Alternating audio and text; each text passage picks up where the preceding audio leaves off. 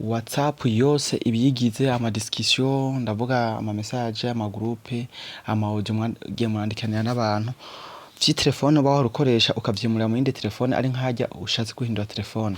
Ndavuga nk'iyo uhinduye telefone wahora ukoresha ukagura nshasha ugaca ushaka kwimura WhatsApp yawe yose atakintu na kimwe usimbye kugira ngo ibiganiro vyawe vyose bigume bitonze ku murongo.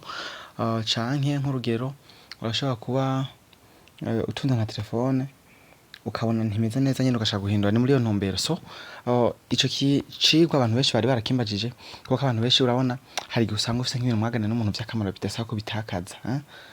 Uno munsi rero nico cigwa c'ubwenge ndakuzaniye nyene ushobora kubika ibiganiro vyawe vyose hanyuma ukaca ubiterurira rimwe ukaca uvyimurira mu yindi telefone igira kabiri ari nk'arya uyiguze. So ndaza kubereka ndazanye telefone nshasha, nzana na telefone ya kera kugira ngo mubirabireko. So iyi ni telefone nshasha ya kera irimo WhatsApp nkoresha, murabona ko yari WhatsApp nkoresha.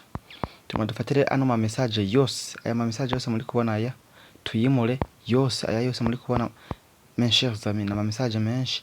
Reka tuyaselectione turabe ko yatweka igitigiri, turako yatweka igitigiri. Murabona ko ama message arenga 360, ama message arenga 360. Reka turabe uburyo rero ama message yose twayaterurira mu yindi telefone. So uko biraza kugenda, etape ya mbere waza kuza hariya muri parametre nyene. Aha ku turongo dutatu, hanyuma ico cano handitse settings muri parametre. Ico ukora uza kucuca hano handitse chat. Aha chat ico dufata za message zose uko ari amajana ngahe. Ico duca hano handitse chat backup. Chat backup nta gutinza uyu munsi dukora faster. Ico tuza duselectione konte Google account, email kanaka yacu duhitemo nk'iyi ya email yanje. Hanyuma umaze guhitamo email ushuza ushonda hano handitse backup. Frequency tugira backup igihe cyose. Aha rero no kuvuga ico turiko turakora turi gufata ya ma message tukayaregistra. Turiko turafata ya ma message tuyaregistre aje kuri ino backup. Yes, tuyaregistre aje kuri ino email aje kuri iyi email. Hanyuma reka turabe backup iheze nce ndabereka. Reka tugire backup, no kuvuga backup messages. Turi gufata aya ma message ngo tuyabike kuri irya email twa selection hajya. Yes, turaza gutegereza nyene, murabona ko ama message menshi si vyihuta, turaza gutegereza ibirangize. Just stay enjoying. Murabona neza yuko aya ma message irikira yabika kuri email. People ikicigwa mu gisuive neza cobafasha vraiment kameme aho herereye nubwo utogikenera mugenzi wawe hari gihe gikenera ukakimu sobanurira ukakimukorera. New Life Studio tujana nibihe. New Life Studio tunaenda na muda. Kubika ibiganiro usanga nyene ari ibintu byiza. So urabona haragira igihe kwimura ntuzenya WhatsApp ugasanga watakaje nk'ama message ibintu by'akamaro ugasanga nyene sikintu kigaragara neza. So turahejeje kubisauvegarda. Donc tuheje kubisauvegarda, ico tugomace dukora tugomace tuja muri ya telefone rero nshasha. Tumace tuja muri ya telefone nshasha ico dutelecharge application ya WhatsApp nshasha. Iyi washaka iyi ico tuyidesinstalla iyo ngaha. Hanyuma tuje kuyidesinstalla cha tuza muri ya telefone nshasha. So ikiganiro ndikugikora mu ijoro. Cha tuza muri ya telefone nshasha cha tuyinjira mu nkuko. Tumaze kwinjiramo cha tuca hano handitse agree and continue.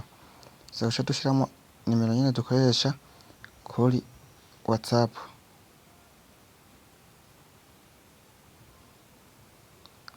Tuje gushiramo nimero dukoresha kuri WhatsApp.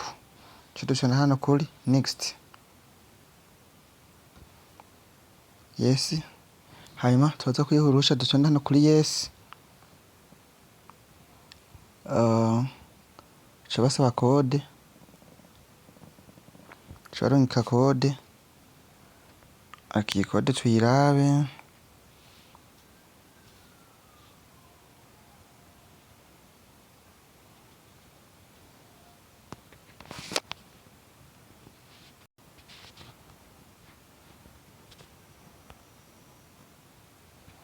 Ikode kaca tuyiraba barungitse kugira ngo ce tuyishirayo hariya muri iriya WhatsApp. New Life Studio, tujana n'ibihe.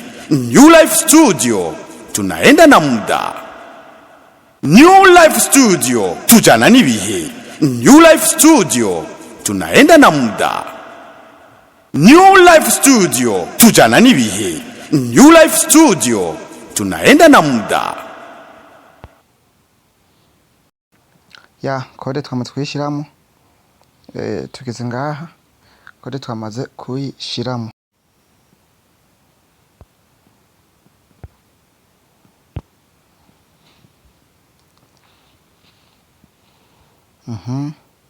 Canza ngaha nandika irya kode nyene bampaye. Usa 30 sana nanturua.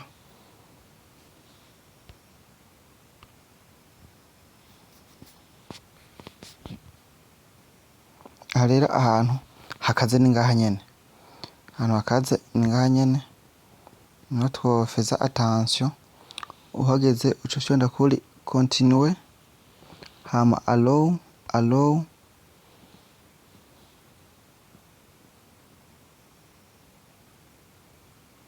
Kana kwikira tubaza ko twokora restore. Aha irakwereka bya bintu kanaka twaregistra.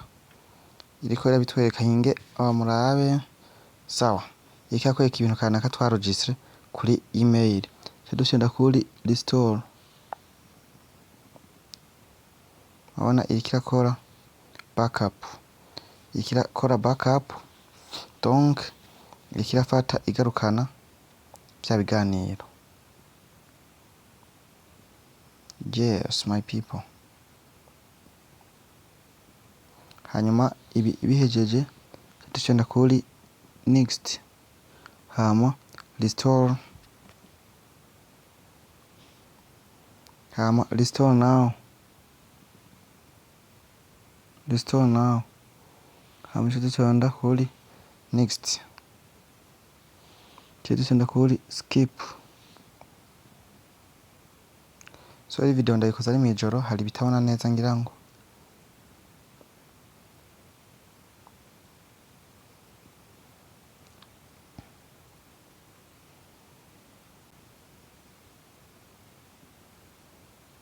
Ya, mabona neza yuko ibintu byose uko byari biri, mabona neza yuko byaje biri ku murongo. Ya, mabona neza yuko bya bintu byose kumwe byari biri atana kimwe kitaje kiri ku murongo. Mabona neza yuko ibintu uko byari biri byose byaje biri ku murongo. Ya my people, nico cyo cyo nabateguriye muhamwe kudushikira. Thank you for watching.